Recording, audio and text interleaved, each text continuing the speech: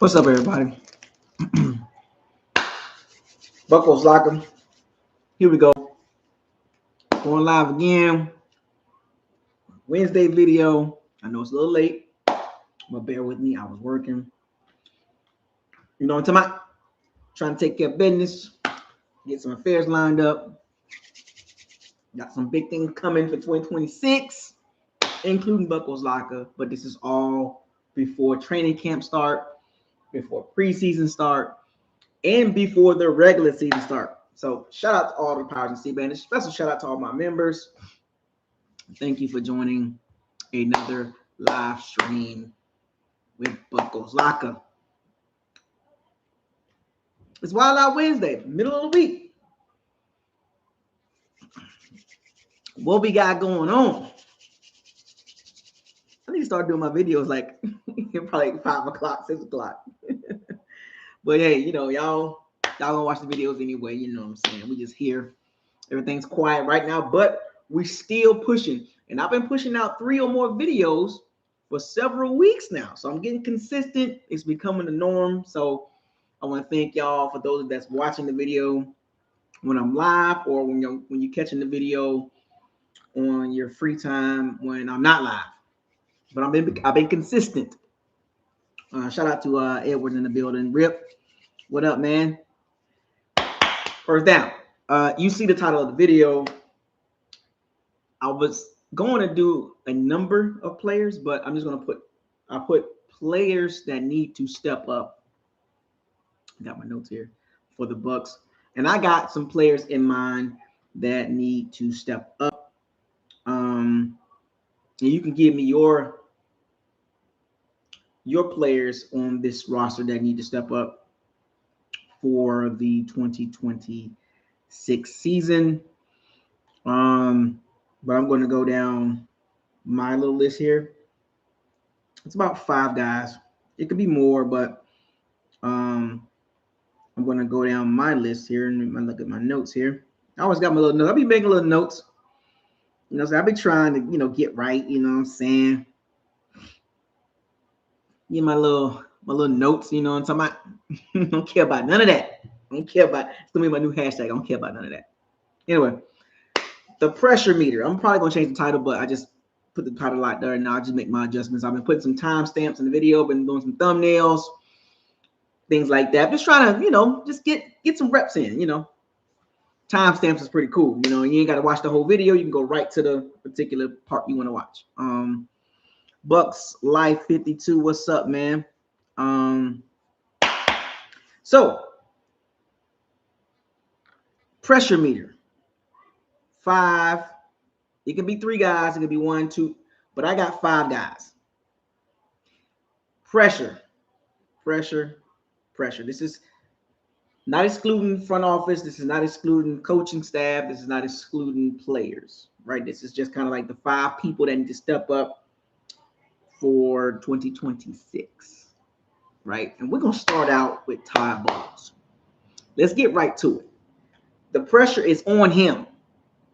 Must show improvement.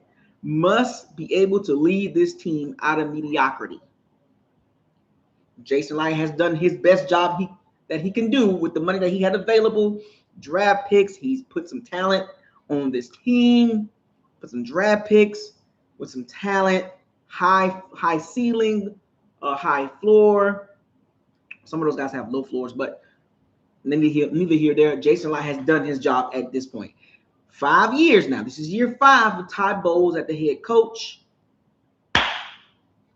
9-8, 8-9, 10-7, 8-9. You do the math. You do the math on the record with Todd Bowles as the head coach of the Tampa Bay Bucs. 8 wins, 9 wins, that's 17. Then you had 10, it's 27. And then you had 8 last year. That's 35 wins. 35 wins. And 35 now, as him as a head coach going into this season. The pressure is on. He has had the Bucs in this mediocrity, this middle of the pack bubble that we just can't get to the tier 2 level. Now, regardless of how you feel about the team right now, that's not what it's about. This is about the overall projection of the pressure meter. 35 wins, and you can do the losses too. 9 losses, 8 losses, that's 17. 7 losses, that's 24. 9 losses, 33.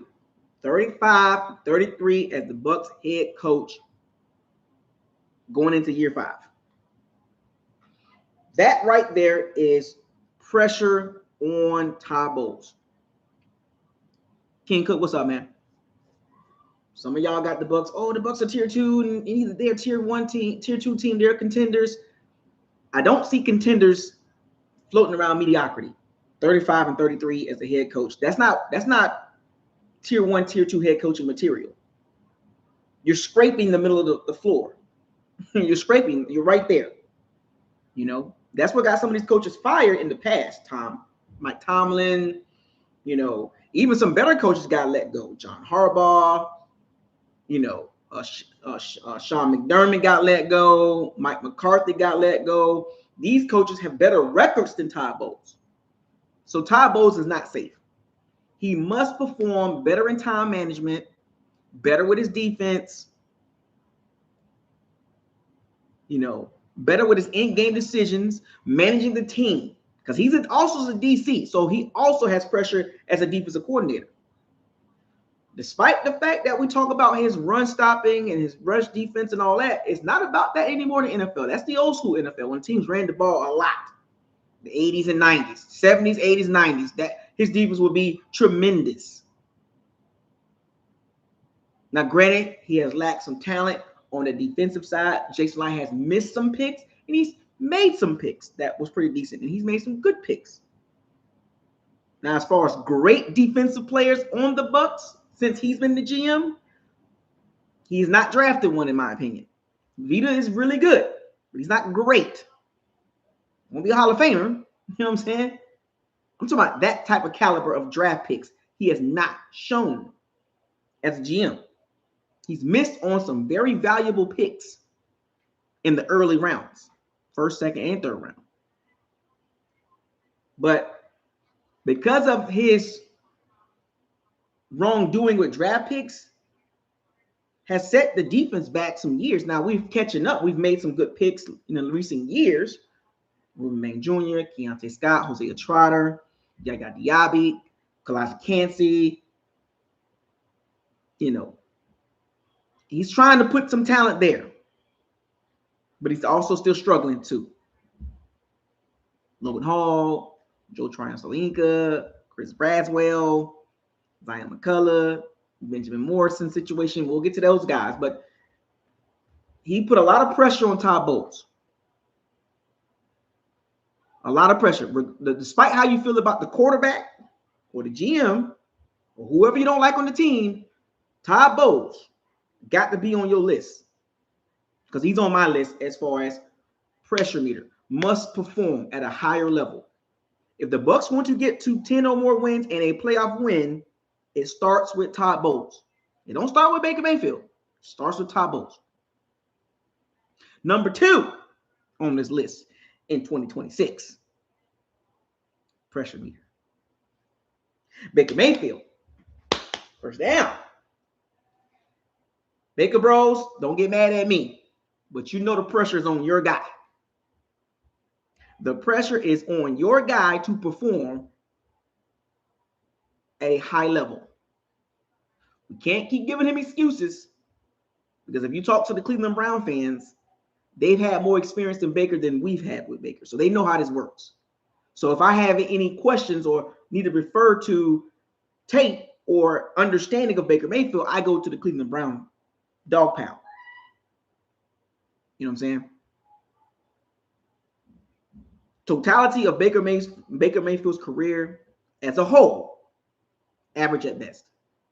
As a whole, not talking about 2024, because you can't play 8 years in one season or 9 years in one season.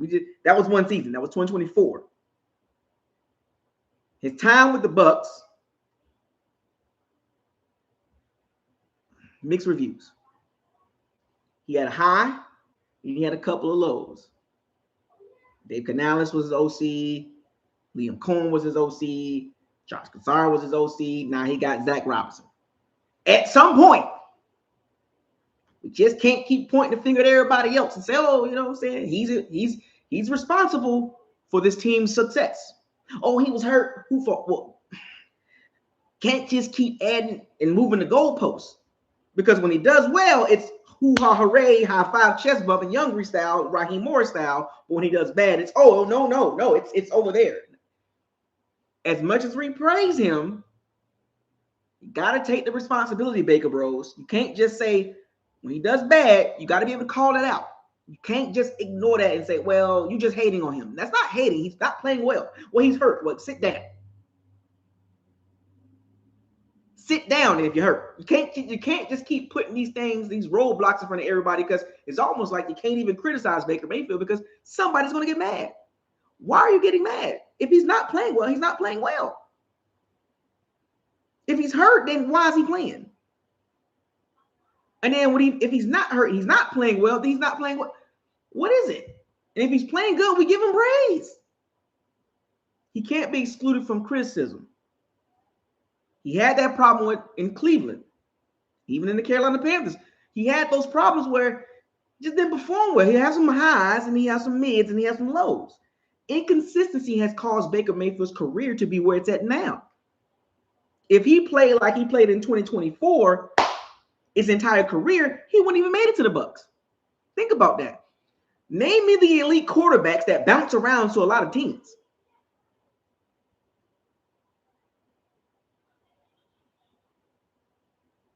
Give me all the elite quarterbacks the last 20 years that has played for more than 2 teams. This is no hate. This is just letting you guys know. This is setting the tone for pressure in 2026 on Baker Mayfield to perform, because a lot of us want him to perform at the 2024 level, not the 2023 or the 2025 level, because those are average at best, if you want to give him that. I think 2025 was not even that good. He had some moments in the beginning of the season, but first 8 games don't count as a whole season.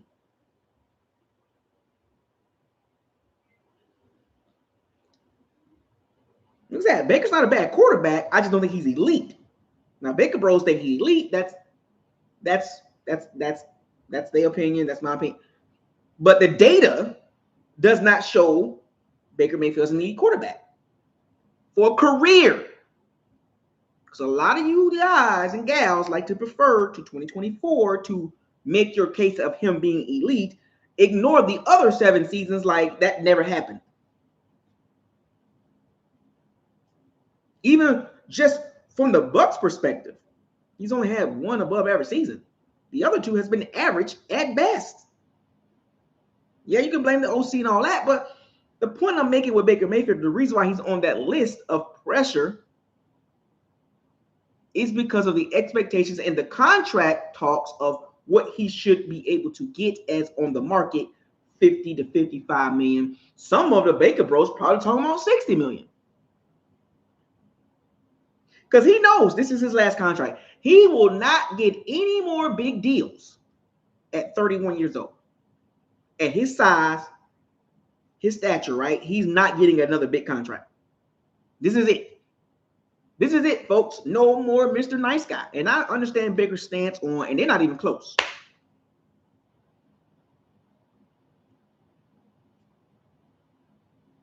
That's concerning to me, but that's another conversation. But Baker has pressure on him too to perform. Must perform in 2026 for the Bucs to succeed. No more excuses. That is the overall title or the overall stance on this list of who has the most to improve or the most to prove. Number 3, Chris Godwin. Chris Godwin, I got his jersey. I like him. I got his jersey. I support Chris Godwin at 30 years old with 2 leg injuries, major injuries. Reports are saying, oh, he's back, looking good at training camp. He's strong. Well, that was last year too.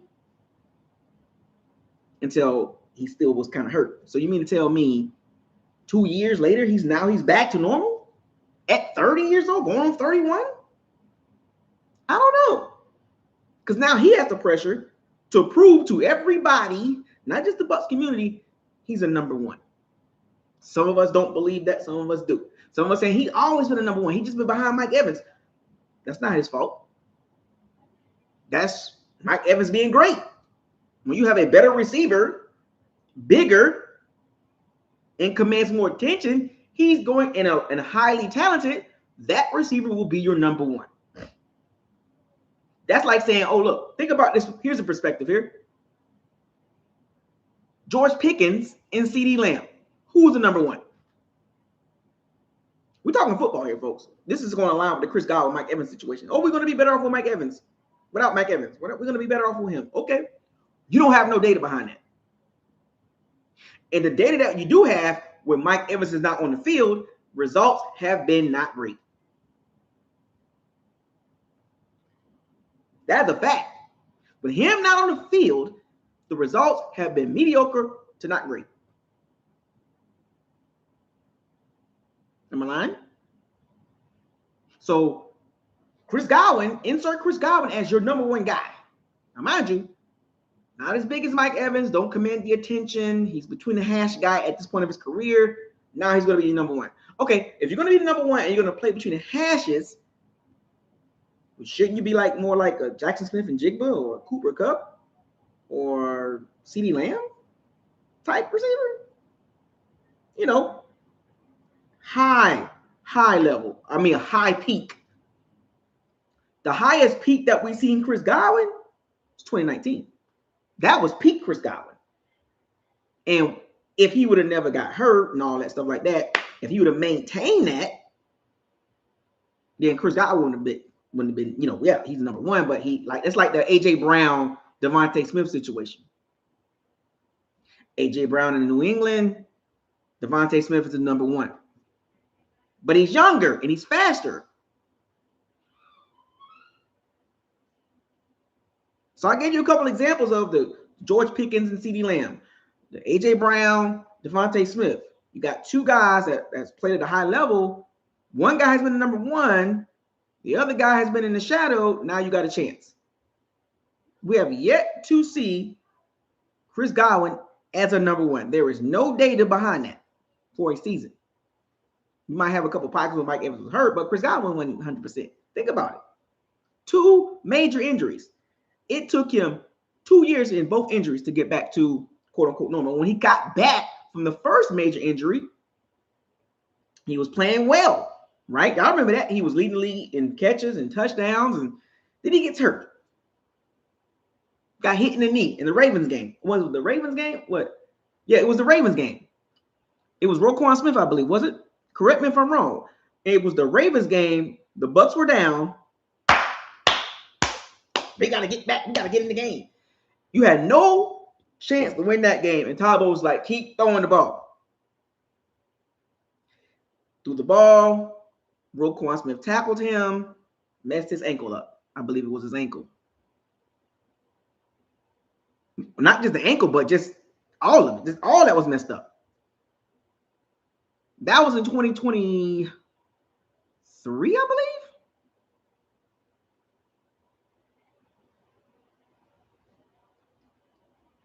That's not counting the injury that Godwin had when he was with Brady. Sending him over the middle, and PJ Williams tore that knee up. Then turn around. He got hurt again with Baker Mayfield as a quarterback. The Bucs once, and it's always the same thing. The Bucs are down, and they're trying to scratch their way back in the fourth quarter. Instead of saying, oh, you know what? We're going to chalk this up as a loss. We're going to move on to the next game. We got a chance to win. Chris Godwin get hurt for the second time in his career. Major injury. And each injury took him 2 years to get back. So that's 4 years of his career in his mid-20s. And even last year, he came back in 2025 from that 2024 injury.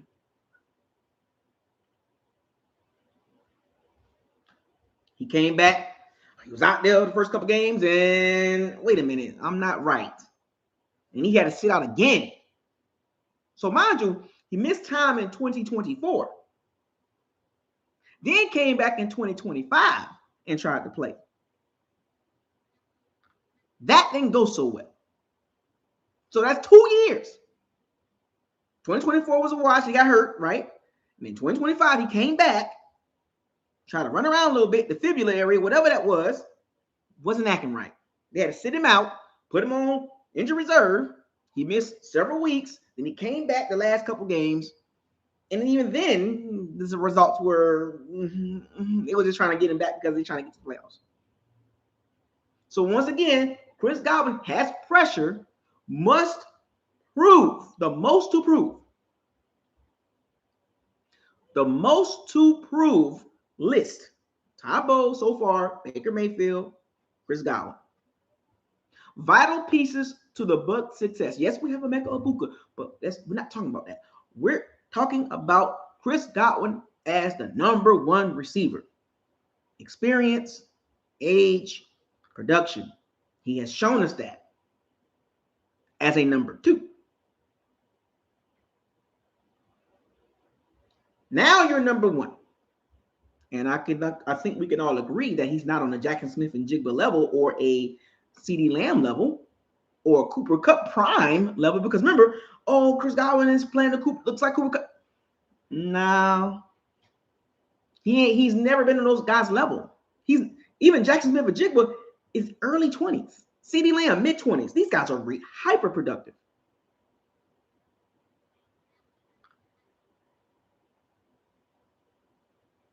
Chris Godwin, you have a lot to prove to the Bucs community as far as the expectations, because your success will help the Bucs get to tier 2, because they're not even close to being a tier 1 team. They're middle of the tier 3 team. If Chris Godwin, for the Bucs to succeed and get to where they got to get to, not just win the division, win your home playoff game, get to the next round, and have a chance to get to the NFC Championship, Chris Godwin must have an elite season. Chris Godwin must have an elite season, which he can, for the Bucs to move out of the tier 3 teams to the tier 2. Once again, they're not even close to tier 1. Not even close. That's like driving from Florida to California. That's the difference between the Bucs and tier 1. There's a big gap, a huge gap. You got the contenders, the pretenders. You know what I'm saying? But the Bucs, if Chris Godwin has success, that's going to help the Bucs catapult themselves to tier 2 teams, right? Number 4, must improve, right? Kalijah Kancey, first round pick, defensive lineman. We saw him in Pittsburgh in college. Aaron Donald measurables, and he has not shown us Aaron Donald impact. When he's on the field, he does some things. He has his moments. But as a whole, has not given us the Aaron Donald impact.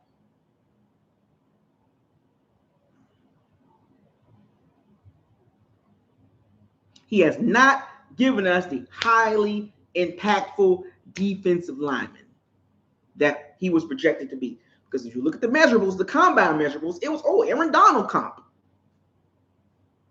But the difference is between Kalijah Kancey and Aaron Donald is night and day. I haven't been to Alaska, but they have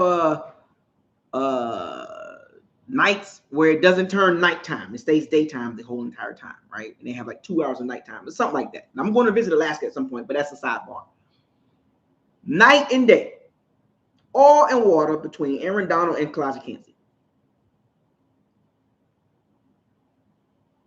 Team version of Kalijah Kancey of Aaron Donald at this point. Because that was his bar. Get to the Aaron Donald level. Because you got the measurables. 6 foot and some change. 6 foot and a quarter, right? 280 pounds. But the big difference was strength. Aaron Donald is leaps and bounds stronger than Kalashnikov Kansas. Better hands, more durable, better trunks. That's legs. Because Kalashnikov Kansas has had leg calf injuries, foot injuries.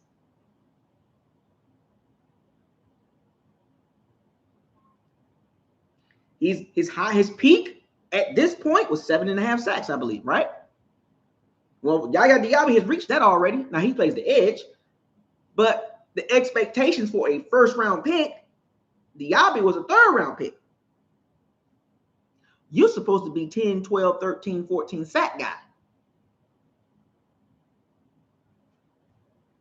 Why not?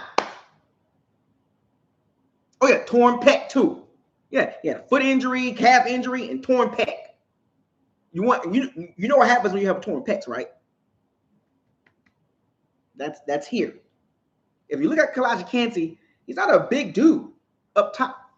He has that Gerald McCoy shape for a 6-foot defensive lineman. Undersized. So you're going against mammoth 330-pound guards, 340-pound guards. And you're trying to push those dudes. Rip, dip, swim. He's trying to do all this up here and battle these guys with his hands. Hand placement. Because if you watch Aaron Donald's video, he does a lot of this stuff. In Kalashnikov Kansas trying to do that too in torn pec. And when you have a torn pec, the probability of that happening again is pretty high.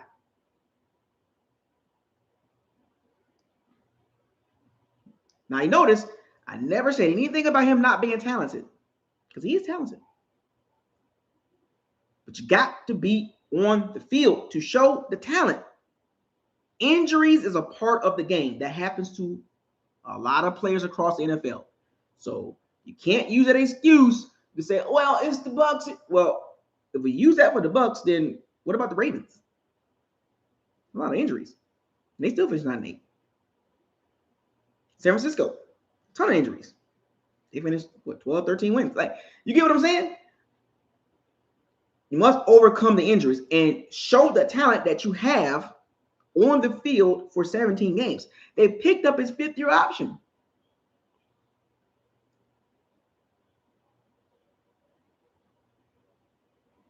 Mind you, once again, I'm going to repeat this. Not once I said he's not talented. Listen out your feelings and listen. Never said anything about him not being talented. Must improve. Must prove to the Bucs community that you're a 10+ sack guy. When the last time we had a 10+ sack guy? Anybody in the chat? I know the answer. But you tell me in the chat. When the last time the Bucs had a guy reach 10 sacks? When is the last time the Bucs had somebody on that D-line that you must account for? Exactly. So you know the answer, right? But how long ago that was? What year that was?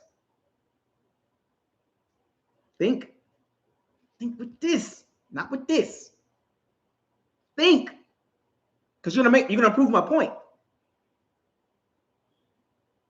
And mind you, Shaq Barrett was not drafted by Jason Light. He was signed as a free agent in 2019. So if you want to talk about drafted guys that were 10+ sacks, well,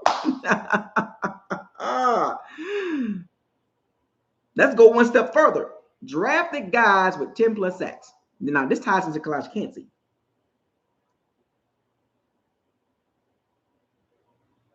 So, with you being a first-round pick, Kalashnikov Kansas, the expectations, you got to prove it now. Because torn pec, calf injury, foot injury, and they picked your 5th-year option up because they're not even sure about you. You lucky they did that.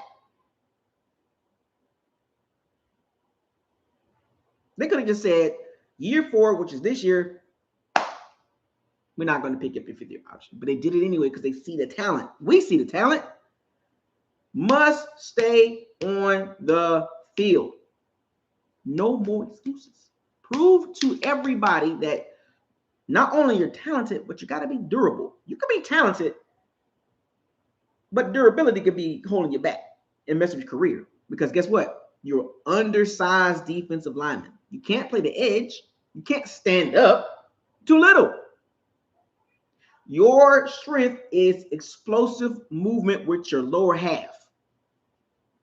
Quickness, because he can be very disruptive. This is a really good video about the players or the people on the Bucs that must prove, who have the most to prove. And Kansas is number 4. And number 5. This is the one that's going to throw a lot of people off. Right? This is a curveball. Breaking ball. I'm finna breaking ball y'all real quick. I know I'm probably gonna get some backlash behind this, but Ruben Bain Jr. I'm just saying, I'm gonna keep it 100 with you guys. Ruben Bain Jr. as a rookie. Yeah, he's on the list. Number 5. My final person on the Bucs roster or coaching staff that have the most to prove. You want to know why? I'm gonna give you my explanation why. I'm not gonna over-explain it, but I'm gonna give you my explanation why. The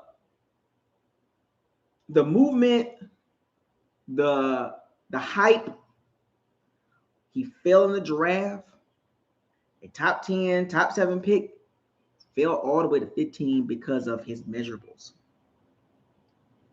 The talent is there. And we saw it in Miami, even as a freshman when he was number 44. Put them foes up. Ruben Bain Jr. is one of the guys that has the most to prove. A lot of hooping hollering about Ruben Bain. When he got drafted, if you remember the Bucs channel, you saw the draft video. I was like, Ruben Bain is falling. He's falling. Do we got to trade up to get him? No, he just kept falling, and we know why he fell. It wasn't because of character issues. It's because he got short arms. Now, mind you, we already have another defensive lineman that's undersized as far as measurables. Kalijah was my number 4 guy. So we got 2 guys that are talented, but at their positions, they're undersized. And what's so interesting about Ruben Bain Jr., he's actually taller than Kalijah. And probably has a little bit more girth to him. Kalijah is probably faster, but Ruben Bain Jr., 2 inches taller, and is more girthy. It has a lot of bend, too.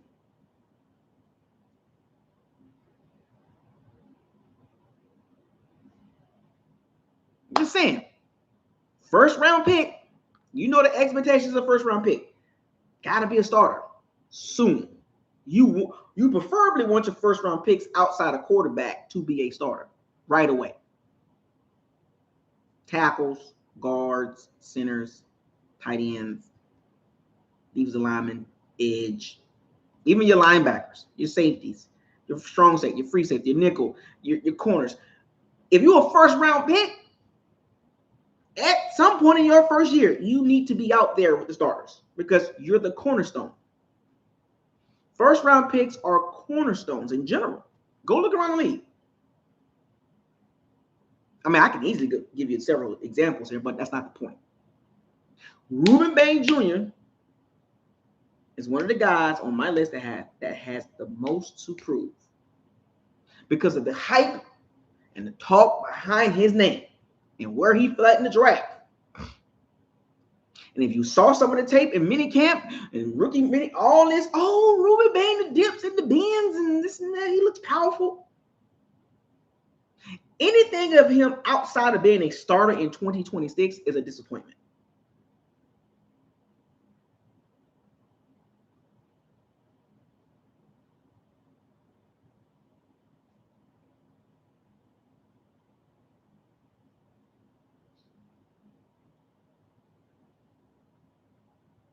If he's not a starter in 2026, That is a disappointing season for Ruben Bain Jr.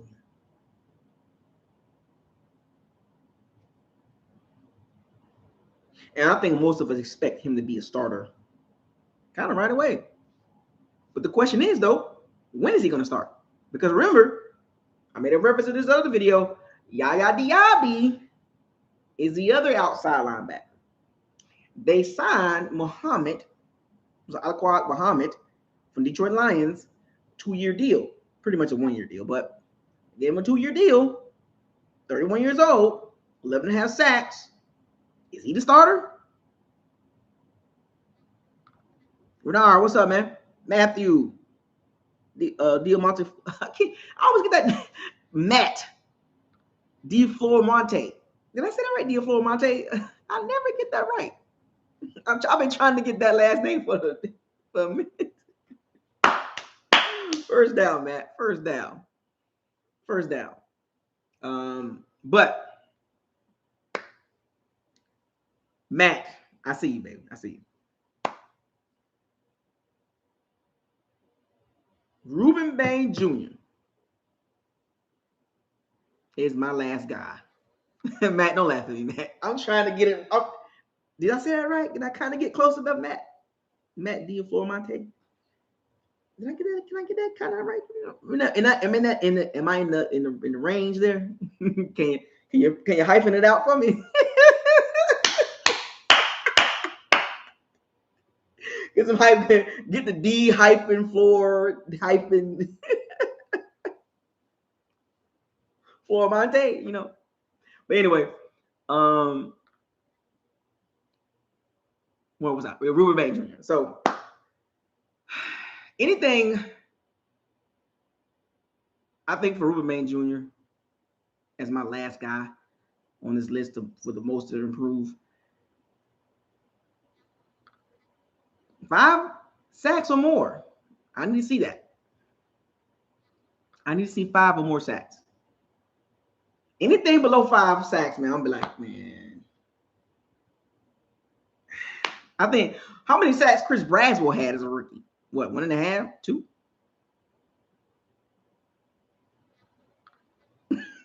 Just saying. I'm just saying, man. I might have missed some guys on this list. I know there's a few guys I could have added. I can add some honorable mentions. I'm not going to do that because that's another conversation. That'll be like, this video be longer than what it should be. It's because it's already almost 40 minutes long. But I gave you 5 guys. Like 5 guys burger, right? Todd Bowles, Baker Mayfield, Chris Godwin, Kalais Cansey, and Ruben Bain Jr. The most to prove. Pressure.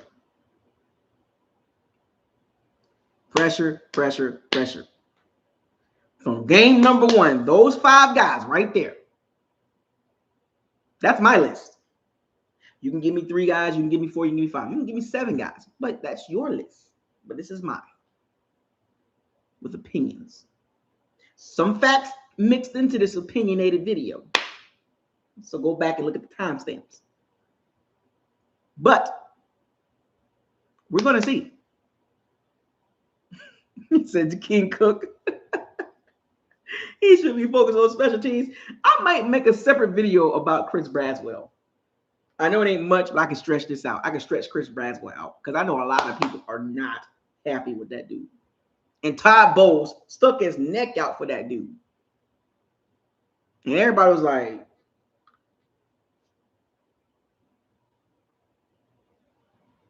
when he was drafted in the 2nd round, we was like, huh? What did he do in Alabama for him to get drafted in the 2nd round? What's that mean? Get a load of this guy. Yeah, Chris Braswell, in year number 2, he's gonna make the jump. Da, da, da, da, da. Have you heard Todd Bowles talk about Chris Braswell lately?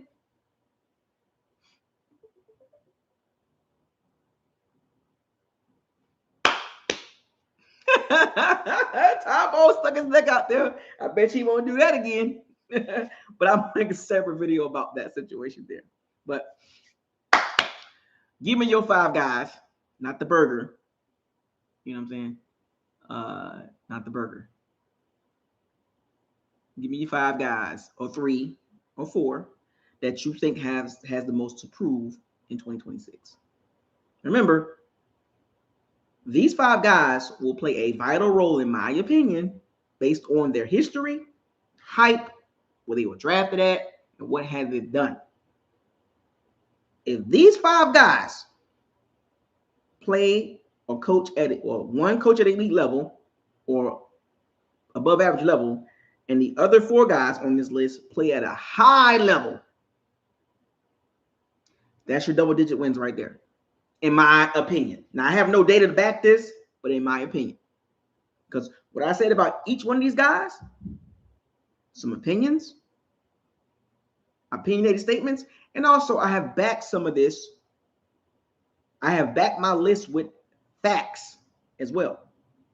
You can't refute facts. Let's not skip that part. Remember, facts over feelings. It is a fact that Todd Bowles is 35-33 as a head coach. Right? Now, me saying him being mediocre, that's my opinion. But the record says other. It's facts. Number 2, Baker Mayfield. He has had one above average season. 2024. Elite season, right? 4,500, 34, 41 touchdowns. Outside of that one season, nothing past average. That is a fact. Go look at it. Go look at the other years of his career. Nothing compares to 2024. And if you look at his tenure with the Bucs, this is a fact. One above average season. 2024. 2023, average. 2025, average at best. That is a fact. Chris Godwin. When the last time he had a really good season? You have to go farther back, huh? Well, at first, 2024, he was this, that, he got hurt. It's been a while since we've seen Chris Godwin for a whole season, right? That's a fact. Can't refute that. Not saying he's a bad player, but it's facts. We haven't seen him have a really good season for a while. Playing catch-up, injuries. And then, Kalijah Kancey, 7.5 sacks, pec, calf, foot injury. First round pick, you haven't got over 8 sacks. You almost hurt. Soft tissue injuries. That's a fact. Can't refute that. Any undersized. That's a fact. Not me. It's a fact. Ruben Maine Jr., top 5, top 7 pick, fell to 15. That's a fact. Because of measurables. That's a fact. Hype is there. That's a fact. I'm just saying. I got opinions, but I also bring facts too. You can't, when you rewatch the video and you look at the timestamps, go to each section and be like, oh, okay.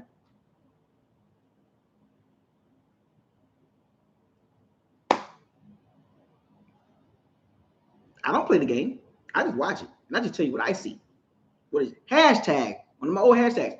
Hashtag, what does your eyes tell you? Got some good players, but what's happening? What's happening? Can we get past 8-9 wins? 35-33. That's a fact. Oh, but no, 35-33. Don't skip over that part. Don't start pointing over here saying, well, when he wasn't the coach, this happened. I don't care about that. I care about Todd Bowles' tenure. But when Bruce Arians was the coach, don't care. Don't care. John Gruden won a Super Bowl, don't care. Todd Bowles, what have you done? 35-33.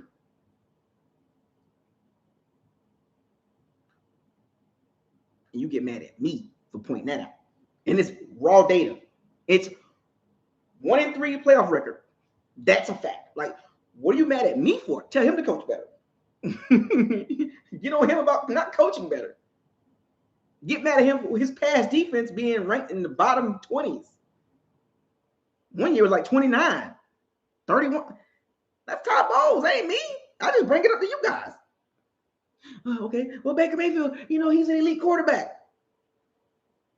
Based on what? 2024. Elite quarterbacks don't have one season. They have multiple seasons at that level. Don't get mad at me. Get mad at Baker Mayfield. He has one great season and now he's elite. Huh? You get mad at me for bringing that up. And that's a fact. You can go look at his career. And you're going to see one season that looks really good. Chris Godwin. Oh, you know what I'm saying? He's a good player, but can he stay healthy? You mad at me for bringing that up. But before he got hurt, he was, but he got hurt. Whose fault is that? Todd Bowles? Not mine. Kalaj Kansey. 7.5 sacks. But he's good. Yeah, but he's not durable. That's a fact. You get mad at me for bringing that up. I'm just saying, these are things that you can find yourself. Ruben Bain Jr. Oh, we got a really good player. He was a top 5, top 7, top 10 pick, but he fell to 15. That's a fact. And he fell right into the Bucs' lap. And all the hype is around him. Right? The hype is real. That's a fact. See, that's the beauty part about me. I try not to just be just rambling and talk about emotions and stuff. I try to give you some real raw data here and some real reality checks. Some of y'all need reality checks about the Bucs. A lot of y'all be coming at me on some feelings, and I'm like, hey, man, I understand how you feel, but give me the reality of the situation.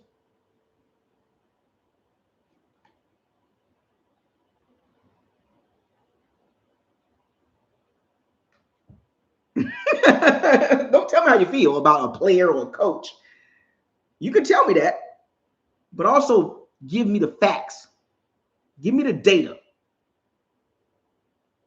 And then you mesh your feelings with the data. Which one is going to win? Because how you feel about a player does not equate to the reality of a player. What he's shown on the field, or a coach, what he's shown on that sideline as a head coach. When you put the feelings in those two together, which one do you think is going to win? Feelings or reality? Because I live in reality. I live in reality. Feelings and reality. Remember, it's a baseline. Todd Bowles has a baseline of expectations. We already know about what he's done. But what else? Why can't we get over the hump? Why can't we get over the hump? 1-3 playoff record. 35-33 in a weak division that you keep winning by the hair of your skin of your teeth. Why are you not dominating this division? Why are you winning it at the last week of the season? Why can't you get over the 10 wins? Why can't you get the tier 2 teams? Why can't you be a true contender? What's holding us back? Who is holding the Bucs back? What is happening? Is it draft picks? Is it the GM? Is it the head coach? Is it the court? Is it the rock? What is it? Why can't we get over the hump?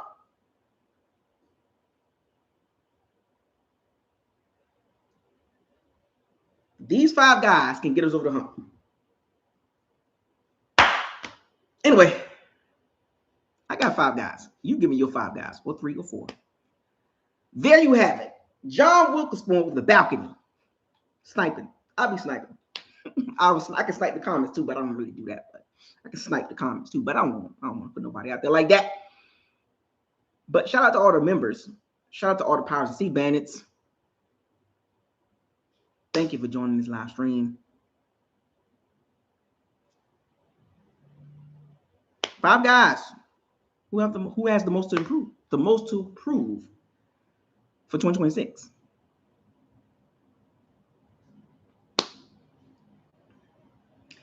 I'll see y'all Friday. Shouts out to all the Powers and Sea Bandits. Thank you for joining another live stream. I love you guys. Keep supporting my channel. I will be back on Friday with another video. I got to come on with more topics, man. 3 videos a week. That's a lot of topics. And I've been consistent. Stay tuned. I can't wait for the training camp and preseason and regular season. Road to 100 members. We are still on that path. Almost halfway there. People come and go. But when the season comes, those memberships will pick up. I can promise you that. Y'all see the improvements and consistency. Let's get it. I'll see y'all Friday. Hashtag facts over feelings. Hashtag reality check. Hashtag probability versus possibility. Hashtag don't get mad at me. I don't coach or play the game. I just talk about it. Hashtag what are we doing? Hashtag why? Hashtag what is this? Hashtag what does your eyes tell you? Hashtag no more excuses. Hashtag I don't care about none of that.